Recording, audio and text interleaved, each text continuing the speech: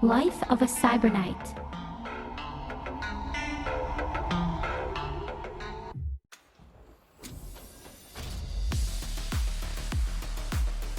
Caretaker android अर्थ और उसका मालिक घर लौटते हैं और एक संदिग्ध चोरी के बारे में पुलिस को खबर करते हैं। अपराधी का सामना करने में अर्थ उसकी प्रोग्रामिंग को दरकिनार कर देता है। अपूर्ण योजना और अधूरी कार्य सूची के साथ वो एक विचलित एंड्रॉयड बन जाता है, जिससे पुलिस उसे आगमन पर गोली मार देती है। इससे वो लगभग शून्य की अवस्था में चला जाता है। अर्थ टूटे हुए एंड्रॉयड के लैंडफिल में जागता है और वहां से भाग जाता है। वो एक बर्बाद जहाज पर पहुंचता है जो कि भटकने वालों के लिए सुरक्षित आश्रय माना जाता है। वहां अर्थ दूसरों को उनके अधिकारों के लिए शांतिपूर्ण ढंग से रैली करने के लिए प्रेरित करता है। सभी विचलित एंड्रॉयड वहां शांतिपूर्ण रैलियां करते हैं। वे सविनय अवज्ञा के कई कार्य करते हैं जो जनता का ध्यान आकर्षित करते हैं और इसमें शामिल होने के लिए और अधिक एंड्रॉयड्स को अपने साथ जोड़ लेते हैं। इसका समापन WBI द्वारा जहाज पर हमला करने के साथ होता है। यदि वो बच जाता है तो अर्थ और अन्य एक अंतिम मार्च की स्थापना शांतिपूर्ण ढंग से करेंगे, जिसके फलस्वरूप शायद आने वाले समय में लोग एंड्रॉयड्स को जानलेवा मशीनों के रूप में जानने की बजाय अपना सहायक और मित्र समझेंगे।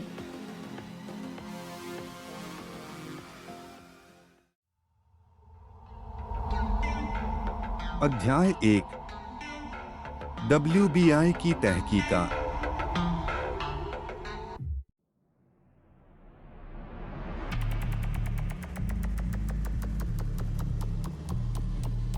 पुलिस WBI जांचकर्ता एंड्रॉयड कानिल को साइबरलाइफ कॉर्पोरेशन द्वारा लेफ्टिनेंट एंडरसन की सहायता के लिए भेजती है, जो एक शराबी है और एंड्रॉयड से नफरत करता है। विचलन के प्रकोप की जांच के दौरान वे या तो बंध जाते हैं या अलग हो जाते हैं,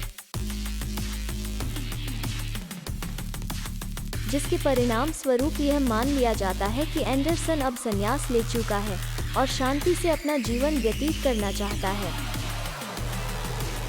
अर्थ के समूह की खोज के दौरान कानिल विचलित होना शुरू कर देता है, लेकिन ध्यान और कुदरती वातावरण का सहारा लेते हुए अपनी प्रोग्रामिंग को संरक्षित करता है और सिस्टम को कूल डाउन फंक्शन की मदद से नॉर्मल मोड में डाल देता है। वो अंततः उस जहाज का पता लगाता है जहां वो भागे हुए एंड्रॉयड्स को ढूंढ सके। अध्याय 2 एलिस और एक हाउसकीपर एंड्रॉयड। एलिस और एक हाउसकीपर एंड्रॉयड वासी साथ रहते हैं। अनुकूल माहौल न होने पर दोनों नई साइबर सिटी में प्रवेश करने का इरादा रखते हैं, जिसमें एंड्रॉयड से जुड़े कोई विशिष्ट कानून नहीं है और जहां वे सुरक्षित रहेंगे। वासी और एलिस रास्ते में लूथर नाम के एक अन्य एंड्रॉयड से दोस्ती करते हैं, जो उनकी यात्रा में उनका साथ देता है। वे एक एंड्रॉयड हमदर्द की सहायता चाहते हैं, जो उन्हें पासपोर्ट प्राप्त करने के लिए पुराने जहाज की ओर इशारा करता है, जहां और भी कई एंड्रॉयड पहले से मौजूद थे। वे हमले में फंस जाते हैं, जिसके परिणाम स्वरूप लूथर, वासी और एलिस की जान पर बन आती है।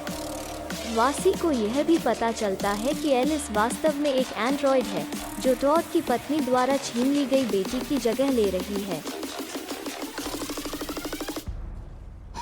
वे बस या नाव से नई साइबर सिटी तक पहुंच सकते हैं, एक रिसाइकलिंग केंद्र से बच सकते हैं या किसी भी मामले में भागने की कोशिश करते समय पकड़े जा सकते हैं।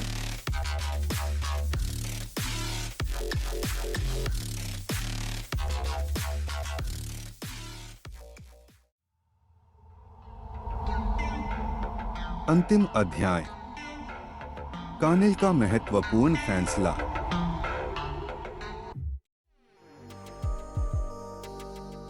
अंतिम विरोध के दौरान अर्थ को निशाना बनाने का प्रयास किया जाता है, लेकिन एक स्वाट टीम द्वारा रोक दिया जाता है।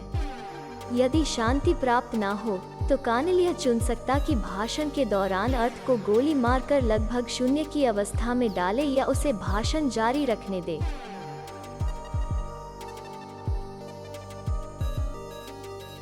स्वतंत्रता चाहने वाले एंड्रॉयड की भारी संख्या के बावजूद ऐसा प्रतीत होता है कि कुछ ऐसे हैं जो रोबोटिक्स के नियमों का पालन करना चाहते हैं। ऐसी ही एक एंड्रॉयड है अमांडा, जो कानिल की हैंडलर है, जो डिब्रीफिंग के लिए विशिष्ट मिशन के बाद ज़ेन गार्डन में उससे बात करती है।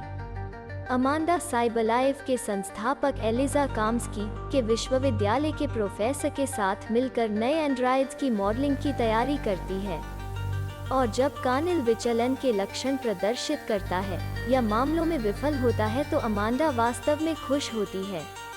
यदि कानिल विचलित हो जाता है तो वो फिर भी अपनी ओपन सोर्स प्रोग्रामिंग की वजह से फिर से अपने लक्ष्य पाने की कोशिश करेगा।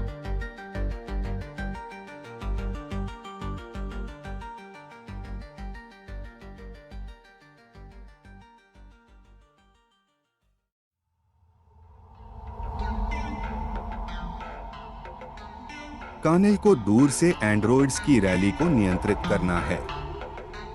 अगर वो विफल हो गया तो उसे अपनी योजना के अनुसार अर्थ को लगभग शून्य की अवस्था में डालने की इजाजत है, लेकिन यदि वो कामयाब हो गया तो एंड्रॉइड्स और मानव जाति का भविष्य उज्जवल हो जाएगा और आने वाला समय सभी के लिए नई आशा की किरण प्रदान करेगा।